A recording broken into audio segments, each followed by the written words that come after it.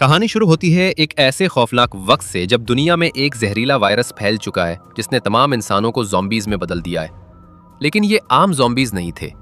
ये इतने तेज थे कि दौड़ते हुए हवाई जहाज तक पकड़ सकते थे। कुछ इतने होशियार थे कि इंसानों से भी आगे सोच सकते थे, और कुछ ज़ॉम्बीज़ अपनी सूंघने की ताकत से शिकार को ढूंढ सकते थे। लेकिन इस खतरनाक दुनिया में सिर्फ 2 इंसान जिंदा बचे थे। सवाल ये है कि क्या वो जिंदा रह पाएंगे या नहीं। ये सब कुछ हम आज की कहानी में देखेंगे। शुरू में हम देखते हैं एक लड़का अपने कमरे में बैठा हुआ है और टीवी पर कार्टून देख रहा है। लेकिन अचानक टीवी का सिग्नल चला जाता है और स्क्रीन पर एक इमरजेंसी रिपोर्ट आ जाती है। ये खबर लड़के की मुस्कुराहट छीन लेती है। टीवी पर बताया जाता है कि एक इंतहाई जहरीला वायरस पूरी दुनिया में फैल चुका है, जिसकी वजह से मुतासरा लोग चंद ही मिनटों में खतरनाक ज़ॉम्बीज़ में बदल जाते हैं। ये वायरस इतनी तेजी से फैल रहा है कि पूरी दुनिया उसकी लपेट में आ गई है, और जो भी ये खबर देख रहा है उसे फौरन अपने लिए कोई महफूज जगह ढूंढ लेनी चाहिए। लड़का ये सब देख ही रहा होता है कि अचानक ऊपर वाले कमरे से कोई अजीब सी आवाज आती है। आवाज सुनते ही लड़के का गिला खुश्क हो जाता है। वो आहिस्ता आहिस्ता ऊपर जाता है और देखता है कि ये तो उसकी बड़ी बहन की शरारत थी। इसके बाद ये दोनों बहन भाई अपनी माँ के कमरे में जाते हैं और देखते हैं कि उनकी माँ बहुत परेशान है। वो अपने शौहर को फ़ोन करके ये सारी सूरत हाल बताती है। इसका शौहर, जो एक पायलट है, अपनी बीवी और बच्चों से कहता है कि ये वायरस हर जगह तेज़ी से फैल रहा है, इसलिए मेरा इंतज़ार मत करना, बल्कि किसी तरह शहर से निकल जाओ। वो अपने बच्चों को तसल्ली देता है कि परेशान मत हो, तुम्हारे साथ कुछ नहीं होगा, तुम्हारी माँ तुम्हें महफूज जगह ले जाएगी। वो अपने हाथ में पहनी हुई लकी ब्रेसलेट दिखाता है जो उसकी बेटी अबिगेल ने उसके लिए बनाई थी। ये देखकर अबिगेल बहुत खुश हो जाती है। दूसरी तरफ उनकी माँ जल्दी जल्दी सामान इकट्ठा कर रही होती है। तभी वो बाहर से चीखने चलाने की आवाज़ सुनती है। घबराकर वो अपने दोनों बच्चों को फौरन घर से बाहर ले आती है। लेकिन जैसे ही वो गाड़ी में बैठने लगते हैं, अचानक एक ज़ॉम्बी उन बच्चों की माँ पर हमला कर देता है। डरी हुई अबिगेल फौरन गाड़ी के नीचे छुप जाती है और अपनी आंखों के सामने अपनी माँ और छोटे भाई को ज़ॉम्बी के हाथों मरते हुए देखती है। लेकिन वो ज़ॉम्बी उस छोटी बच्ची को नहीं देख पाता और वहां से चला जाता है। अबिगेल खौफ के मारे कांप रही होती है कि अचानक देखती है उसकी माँ भी ज़ॉम्बी में तब्दील हो गई है। उसकी माँ अपनी बेटी की तरफ देखती है और उसकी तरफ बढ़ने लगती है। लेकिन जैसे ही वो अपनी बेटी को मारने ही वाली होती है, एक अंकल फरिश्ते की तरह आते हैं और अबिगेल की माँ को मार देते हैं और उसे बचा लेते हैं। कुछ देर बाद वो देखते हैं कि अबिगेल का छोटा भाई भी ज़ॉम्बी में बदल रहा है। तब वो आदमी अबिगेल से कहता है कि उसे चुप कराओ, और वो खुद उसके भाई को भी मार देता है ताकि वो मजीद खतरा ना बन सके। अब यहां से कहानी 10 साल आगे बढ़ती है। इस दौरान ज़ॉम्बी वायरस ने इंसानों की तहजीब को मुकम्मल तौर पर खत्म कर दिया है। वो शहर जो कभी रोशनियों से जगमगाते थे, अब वीरान हो चुके हैं। अब तक या तो तमाम इंसान मर चुके हैं या ज़ॉम्बीज़ की तरह इधर उधर भटक रहे हैं, और सिर्फ 2 इंसान बाकी बच्चे हैं। वो छोटी अबिगेल, जिसे उसकी अंकल ने बचाया था, अब बड़ी हो गई है। इस दिन के बाद से अबिगेल ने अंकल जैक की आंखों के सामने परवरिश पाई, और जैक ने उसे ज़ॉम्बी से लड़ने की पूरी ट्रेनिंग दी। अगर उस दिन जैक उसकी जिंदगी में ना आता तो अबिगेल कब की मर चुकी होती। यही वजह है कि अबिगेल जैक को अपने वैलेट की तरह मानती है। लेकिन बरसों जंगल में अकेले रहते रहते अबिगेल को अक्सर तन्हाई सताने लगती है। उसकी सबसे बड़ी ख्वाहिश ये है कि कहीं कोई ह्यूमन सेटलमेंट मिल जाए जहां वो दूसरे इंसानों के साथ रह सके। लेकिन जैक को लोगों के बीच रहना बिल्कुल पसंद नहीं है। एक रात जब वो जंगल में सो रहे थे, जैक की आंख किसी आवाज से खुलती है। वो आहिस्ता से अपने कैंप से बाहर निकलता है और देखता है कि एक ज़ॉम्बी उस पर हमला कर देता है। लेकिन जैक मुसलसल फायरिंग करके उसे मार डालता है। एबिगेल भी वहां पहुंच जाती है। ये दोनों पिछले 10 सालों से जंगल में ज़ॉम्बीज़ का शिकार कर रहे थे। उन्हें इतना तजर्बा हो गया था कि वो जानते थे ज़ॉम्बीज़ हमेशा गिरोह की सूरत में रहते हैं, इसलिए वो समझ जाते हैं कि आसपास और भी ज़ॉम्बीज़ हैं। यही वजह है कि वो फौरन यहां से निकलने की तैयारी करते हैं और घोड़ों पर बैठकर वहां से रवाना हो जाते हैं। रास्ते में अचानक उनके घोड़े कांपने लगते हैं। जैक समझ जाता है कि खतरा करीब है। जब वो आसपास देखते हैं तो देखते हैं कि एक ज़ॉम्बी के पीछे एक जीप उल्टी हुई है, जहां एक आम इंसान ज़ॉम्बी से अपनी जान बचाने की कोशिश कर रहा है। दुनिया में वैसे ही इंसान बहुत कम बच्चे थे, इसलिए अब उन्हें हर हाल में उस शख्स को ज़ॉम्बी से बचाना था। जैक इस मौके पर एबिगेल का निशाना आजमाना चाहता था, वो उसे कहता है कि ये तुम्हारा इम्तिहान है, अगर तुम वाकई मुकम्मल ट्रेंड हो तो इस आदमी को तुम ही बचाओगी। जैक इसे समझाता है कि सुकून से निशाना लगाओ और फिर गोली मारो, लेकिन एबिगेल जल्दबाजी में शूट कर देती है, जिसकी वजह से गोली ज़ॉम्बी के साथ उस जिंदा बचने वाले आदमी को भी लग जाती है। ये देखकर जैक सख्त गुस्से में आ जाता है। फिर वो दोनों उस आदमी के पास जाते हैं और देखते हैं कि वो अब बच नहीं सकता। जैक उसे खुद मार देता है ताकि अगर वो ज़ॉम्बी के काटने से मुतासिर हो चुका है तो जिंदा होकर मजीद खतरा न बने। कहानी आगे बढ़ती है। इसके बाद जैक और एबिगेल इस मिरे हुए आदमी की गाड़ी से ज़रूरी सामान निकालने लगते हैं। जैक इस मिरे हुए आदमी के जूते भी ला लेता है और जैसे ही वो जूते पहनता है, अचानक वो मिरे हुए आदमी के साथी भी वहां आ जाते हैं। देखते ही देखते बहुत से मुसल्ला लोग उन दोनों को घेर लेते हैं। जब उनमें से एक आदमी देखता है कि जैक ने अपने पाँव में उसके साथी के जूते पहने हैं तो उसे शक हो जाता है कि जैक ने उनके साथी को सिर्फ सामान लूटने के लिए मारा है। ये लोग उन दोनों को मारने ही वाले होते हैं कि तभी एक प्रेग्नेंट औरत गाड़ी से बाहर आती है और अपने साथियों को कहती है कि उन्हें छोड़ दो। लेकिन अभी वो बात मुकम्मल भी नहीं करती कि अचानक स्याह घोड़ा कर उन्हें खबरदार करता है और अगले ही लम्हे दूर से खौफनाक आवाजें आने लगती हैं। हर तरफ से तूफान की तरह ज़ॉम्बीज़ उनकी तरफ बढ़ने लगते हैं। ये ज़ॉम्बीज़ इतनी तेजी से आते हैं कि लोगों को भागने का मौका ही नहीं मिलता, इसलिए सब अपने हथियार निकालकर वही मुकाबला करने लगते हैं। सबके पास हथियार तो थे, लेकिन ज़ॉम्बीज़ की तादाद इतनी ज्यादा थी कि वो एक एक करके ग्रुप के कई लोगों को मार डालते हैं। जिंदा बचने वालों के पास छुपने की कोई जगह नहीं बचती और थोड़ी देर में बहुत ही कम लोग जिंदा रहते हैं। एक ताकतवर आदमी बदकिस्मती से ज़ॉम्बी के काटने का शिकार हो जाता है। वो खुद को गोली मारना चाहता है, लेकिन उसकी बंदूक में गोलियां खत्म हो जाती हैं। अब उसे यकीन हो जाता है कि वो ज्यादा देर नहीं लड़ पाएगा। इसी दौरान एबिगेल इस प्रेग्नेंट औरत के साथ गाड़ी में जा बैठती है। औरत का शौहर डेविड भी गाड़ी में होता है। जैक गाड़ी फौरन स्टार्ट करता है और वहां से तेजी से निकल जाते हैं। अब इस पूरे ग्रुप में सिर्फ 4 लोग बच्चे थे, बाकी सब ज़ॉम्बीज़ का शिकार हो चुके थे। एक स्याह चेहरे वाला ज़ॉम्बी जब अपने साथियों को मुरा देखता है तो गुस्से से पागल हो जाता है। दूसरी तरफ ये 4 लोग अपनी जान बचाते हुए गाड़ी में सफर जारी रखते हैं। रास्ते में जैक पीछे बैठी औरत से पूछता है कि तुम कौन हो और यहाँ क्या कर रही थी। जवाब में पता चलता है कि ये लोग एक जगह जाना चाहते थे जिसे शिप टाउन कहा जाता है, जहाँ इंसान महफूज तरीके से रहते हैं। वहाँ सब ज़रूरी सहूलतें मौजूद हैं और वो सब वहाँ जाकर आम इंसानों की तरह जिंदगी गुजारना चाहते थे। ये सुनकर एबिगेल बहुत खुश हो जाती है क्योंकि वो हमेशा से ऐसी ही जगह जाना चाहती थी। लेकिन जैक फौरन कहता है कि ऐसी कोई जगह है तो सही, लेकिन वहाँ कोई कॉलोनी वगैरह नहीं है। मैं पिछले 10 साल से इधर उधर भटक रहा हूँ, मुझे ऐसी कोई जगह नजर नहीं आई। इतने में उनकी गाड़ी रास्ते में खराब हो जाती है। इसी दौरान प्रेग्नेंट औरत का शौहर डेविड बाहर निकलता है और कहता है कि मैं मैकेनिक हूँ और गाड़ी ठीक कर सकता हूँ, लेकिन औजार न होने की वजह से गाड़ी मुरम्मत नहीं हो पाती। लिहाजा ये सब लोग गाड़ी छोड़कर पैदल ही चल पड़ते हैं। कई किलोमीटर सफर करने के बाद ये एक वीरान सोसाइटी पहुंचते हैं। बुलंदोबाला इमारतें अब भी खड़ी हैं, लेकिन हर तरफ मौत का सन्नाटा छाया हुआ है। ये सब पहले इस जगह को अच्छी तरह चेक करते हैं। जब इन्हें कोई खतरा महसूस नहीं होता तो वो फैसला करते हैं कि रात यहीं गुजारेंगे। रात को वो आग जलाकर खाना पकाते हैं। एबिगेल को शिप टाउन जाने की बहुत ख्वाहिश होती है, इसलिए वो प्रेग्नेंट औरत से इस जगह के बारे में बात करने लगती है। औरत उसे बताती है कि हम पहले ही शिप टाउन के लोगों से रेडियो पर राब्ता कर चुके हैं। ये एक बहुत खूबसूरत जगह है जहां हम आज़ादी से जी सकते हैं। ये सुनते ही एबिगेल की आंखों में खुशी की चमक आ जाती है। दूसरी तरफ जैक चारों तरफ ट्रैप्स लगाता है ताकि अगर ये लोग सो जाएं तो जैसे ही खतरा करीब आए उन्हें फौरन पता चल जाए। फिर वो सबके पास आकर एक नक्शा निकालता है और सबको समझाता है कि वो मैगन और डेविड को कुछ फासले तक छोड़ेगा, इसके बाद वो सब अलग हो जाएंगे। लेकिन एबिगेल को जैक का ये फैसला बिल्कुल पसंद नहीं आता। वो जाकर जैक से बहस करती है और कहती है कि डेविड अपनी प्रेग्नेंट बीवी को अकेले महफूज तरीके से शिप टाउन नहीं पहुंचा पाएगा, इसलिए हमें उनके साथ जाना चाहिए। जैक इसे समझाता है कि हमें अक्लमंदी से काम लेना चाहिए। देखो, जहां ज्यादा लोग हों वहां ज्यादा खतरा भी होता है।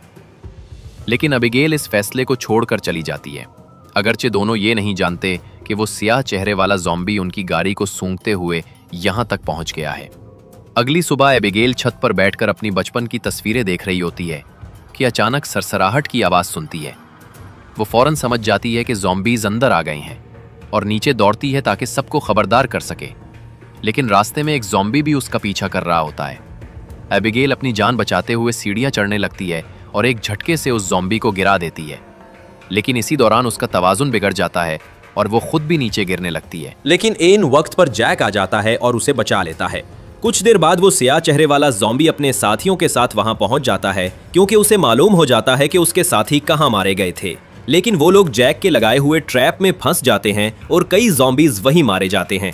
जैक धमाके की आवाज सुनकर समझ जाता है कि ज़ॉम्बीज का ग्रुप उस जगह तक पहुंच चुका है जहां वो रात को रुके थे और अब भी वो इनका पीछा कर रहे हैं। लेकिन खुशकिस्मती ये थी कि ये सब वहां से निकल चुके थे। रास्ते में एबिगेल को याद आता है कि एक छोटा सा एयरपोर्ट है जहां उसका वालिद काम करता था। शायद वहां कुछ एयरप्लेन्स बच्चे हों जिनसे वो शिप टाउन आसानी से पहुंच सकें। लेकिन जैक कहता है कि अगर हम एयरपोर्ट गए तो वो खुला हुआ मैदान है, अगर ज़ॉम्बीज ने वहां घेर लिया तो फिर जान बचाने का कोई रास्ता नहीं होगा और वहां एयरप्लेन मिलना भी मुश्किल है। लेकिन एबिगेल के बार बार इसरार पर वो एयरपोर्ट जाने पर राजी हो जाता है। आखिरकार वो सब एयरपोर्ट पहुंचते हैं, लेकिन वहां कोई एयरप्लेन नहीं होता। जैक कहता है, मैंने कहा था यहाँ कुछ नहीं मिलेगा। लेकिन जब वो एक छोटे गराज में पहुंचते हैं और दरवाजा खोलते हैं तो खुशकिस्मती से एक छोटा एयरप्लेन वहां मौजूद होता है। ये देखकर सब बहुत खुश हो जाते हैं, क्योंकि अब उनके लिए शिप टाउन पहुंचना आसान था। लेकिन एयरप्लेन कई दिनों से इस्तेमाल नहीं हुआ था। डेविड कहता है कि उसे रिपेयर करने की जरूरत है, लेकिन ज्यादा नहीं, मैं 10 से 15 मिनट में उसे ठीक कर दूंगा। जब तक डेविड एयरप्लेन ठीक करता है, जैक और एबिगेल एयरपोर्ट में कुछ मुफीद सामान ढूंढने लगते हैं। लेकिन फिर डेविड बाइनोकुलर से देखता है कि दूर से बड़ी तादाद में ज़ॉम्बीज एयरप्लेन की तरफ आ रहे हैं और जल्द ही वहां पहुंच जाएंगे। वो दौड़ कर आता है और सबको खबरदार करता है कि एयरप्लेन फौरन स्टार्ट करना होगा, वरना ज़ॉम्बीज हमें मार डालेंगे। एबिगेल फौरन पायलट सीट पर बैठ जाती है और वहां रखी किताबें पढ़ने लगती है। उसके वाल पायलट थे, इसलिए उसने उनसे कुछ मालूमात सीखी थी कि एयरप्लेन को कैसे कंट्रोल किया जाता है। दूसरी तरफ जैक ज़ॉम्बीज पर गोलियां चलाता है ताकि उन्हें रोका जा सके। एबिगेल एयरप्लेन स्टार्ट कर लेती है, लेकिन तब तक बहुत देर हो चुकी थी। कई ज़ॉम्बीज रनवे तक पहुंच चुके थे। उनकी रफ्तार इतनी तेज थी कि उनमें से एक एयरप्लेन के दरवाजे तक पहुंच जाता है, लेकिन जैक उसे गोली मार देता है और एयरप्लेन को छोड़ देता है। आखिरकार एबिगेल एयरप्लेन का कंट्रोल समझ लेती है और वो लोग टेक ऑफ कर लेते हैं। सब लोग एयरप्लेन में बैठकर खुश होते हैं कि वो जल्द शिप टाउन पहुंच जाएंगे। लेकिन ये खुशी ज़्यादा देर कायम नहीं रहती। कुछ ही देर बाद एयरप्लेन के इंजन से धुआं निकलना शुरू हो जाता है, क्योंकि ये प्लेन कई सालों से इस्तेमाल नहीं हुआ था। आखिरकार इंजन ब्लास्ट हो जाता है और एयरप्लेन नीचे गिरने लगता है। जैक होशियारी से प्लेन को एक दरख्त पर क्रैश लैंडिंग करता है, जिससे सबको चोटें तो आती हैं, लेकिन उनकी जान बच जाती है।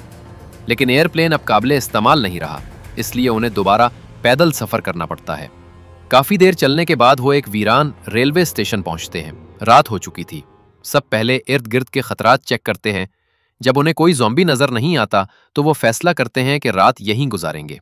वो नक्शा देखते हैं तो पता चलता है कि अब वो सिर्फ 2 दिन के फासले पर हैं शिप टाउन से। यहाँ मेगन जैक के पास आकर उसका शुक्रिया अदा करती है और कहती है, अगर आप ना होते तो हम कभी यहाँ तक ना पहुँच पाते।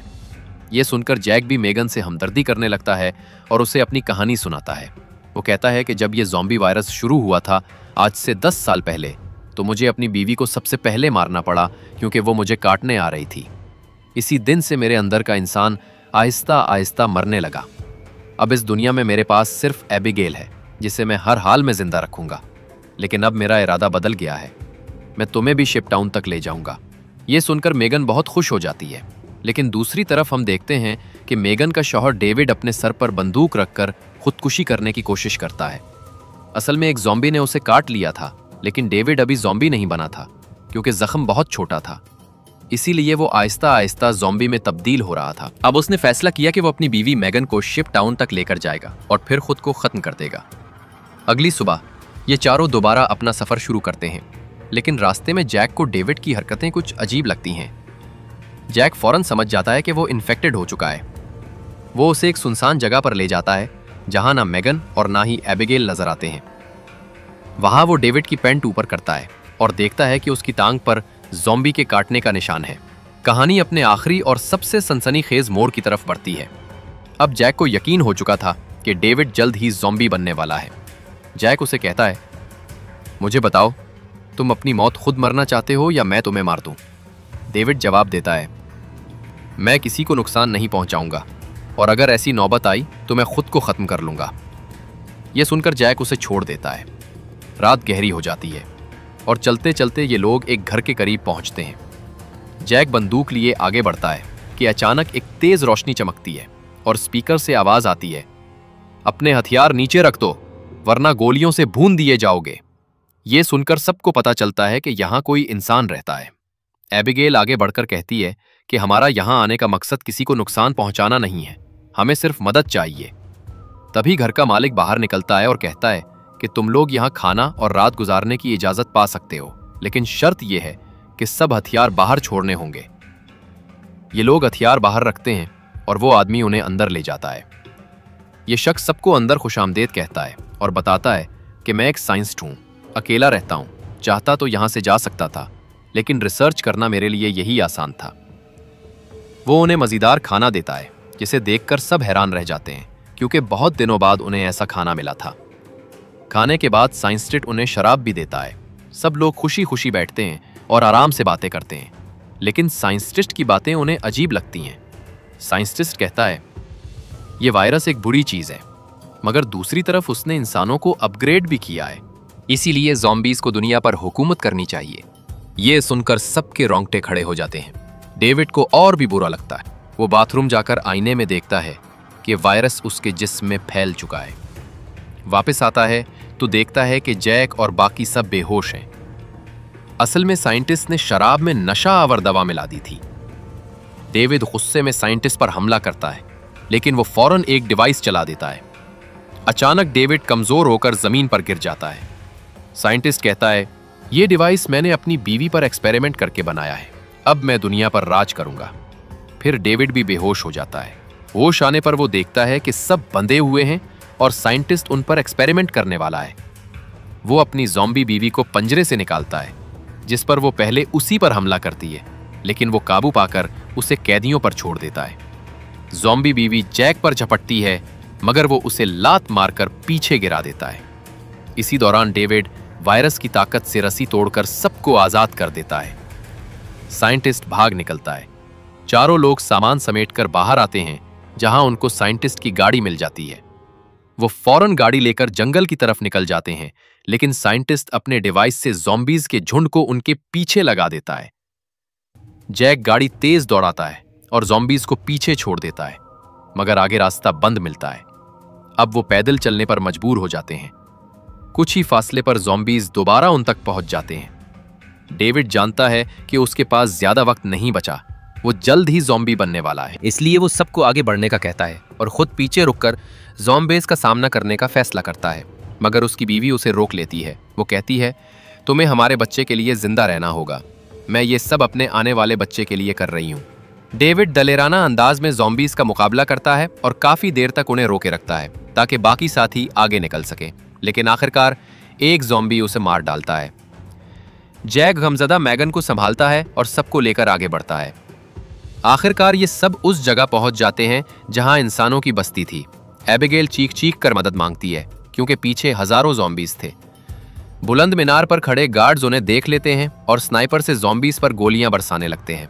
जल्द ही एक कश्ती भेजी जाती है और ये तीनों उसमें बैठकर शिप टाउन के अंदर पहुंच जाते हैं। काला चेहरा वाला ज़ॉम्बी अपने साथियों को रोक लेता है, क्योंकि आगे पानी था और वो उसे पार नहीं कर सकते थे।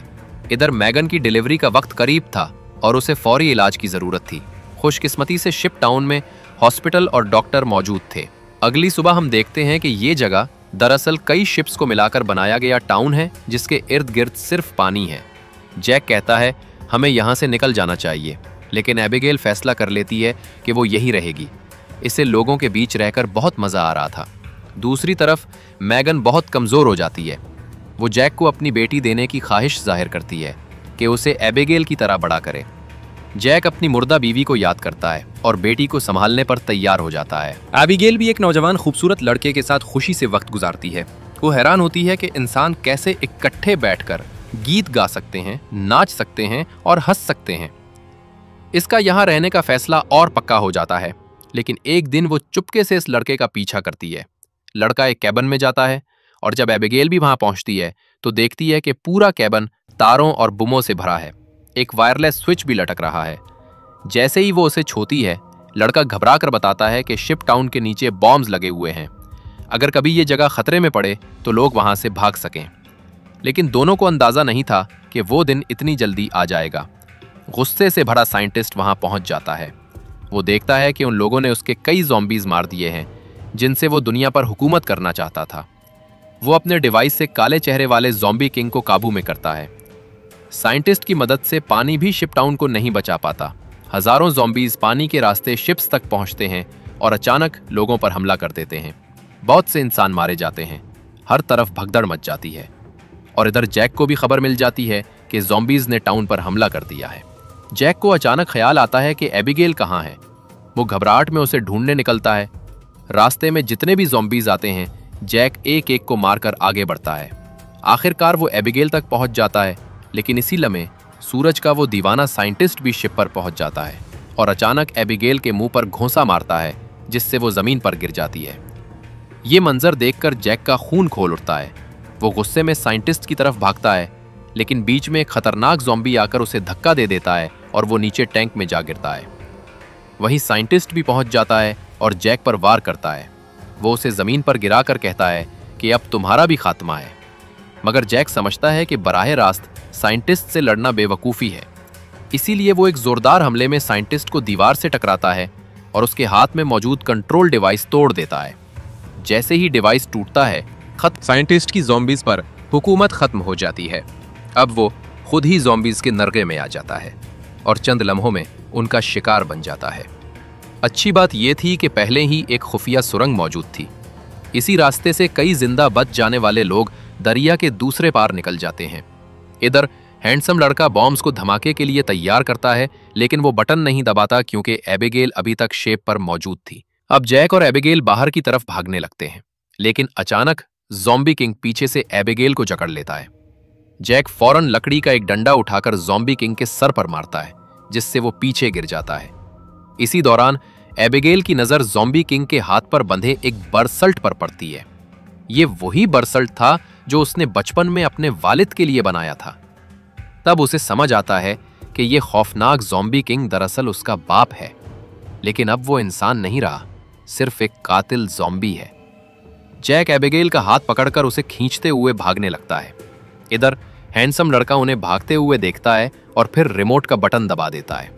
चंद ही लम्हों में पूरा शिप धमाके से राख का ढेर बन जाता है। लेकिन हैरत की बात यह थी कि धमाके में भी ज़ॉम्बी किंग जिंदा बच जाता है। अब कैंप का लीडर भी जख्मी होकर जमीन पर गिर पड़ता है, क्योंकि उसे लड़ाई में ज़ॉम्बी ने काट लिया था। जैक मौका पर पहुंचता है और ज़ॉम्बी किंग से लड़ने लगता है, लेकिन वो कमजोर पड़ जाता है। ये देखकर एबिगेल जमीन पर पड़ी बंदूक उठाती है। उसका दिल फट रहा था, क्योंकि उसके सामने खड़ा ये खूनखार ज़ॉम्बी उसका बाप था। मगर दूसरी तरफ वो जैक को मारने वाला था, वही जैक जिसने उसे अपनी बेटी की तरह पाला था। आखिरकार एबिगेल भारी दिल के साथ ट्रिगर दबा देती है। गोली सीधी ज़ॉम्बी किंग को लगती है और वो जमीन पर गिरकर मर जाता है। अगर एबिगेल ये कदम ना उठाती तो वो ज़ॉम्बी सबको मार देता। उसके बाद एबिगेल ज़ारो कतार रोती है और जैक को गले लगा लेती है। बाकी बच्चे हुए लोग भी उनके साथ खड़े हो जाते हैं।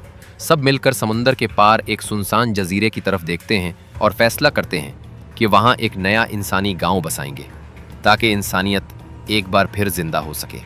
इस कहानी से हमें ये सीखने को मिलता है कि हालात चाहे कितने ही बुरे क्यों ना हों, हिम्मत और कुर्बानी से ही इंसानियत को जिंदा रखा जा सकता है।